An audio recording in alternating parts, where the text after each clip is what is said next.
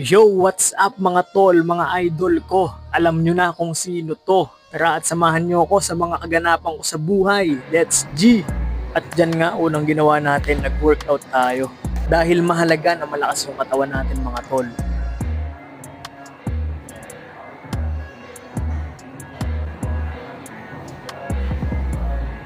Dito nga ay tapos na tayong magbuhat, pauwi na tayo.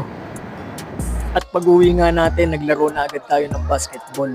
Dayo nga pala yung kalaban natin dyan mga tol. At kakampi naman natin dito yung idol nating mga cute. Natabla nga pala yung laban dyan mga tol sa kadahilan ng malakas yung depensa natin sa gitna. Pagtapos nga nagpahinga lang tayo ng konti, nagbiyahe na agad tayo. Dahil meron tayong tune-up paghahanda para sa semis. At yan nga yung kalaban natin mga tol, Team Rizal. Di nga pala tayo nakapag-video ng laro mga tol dahil wala tayong videographer for today's video. Kaya bawi tayo. Panalo nga pala tayo dyan mga tol. Dahil tapos na yung laro, tatapusin ko na din yung video. Hanggang sa muli mga tol, maraming salamat sa panonood.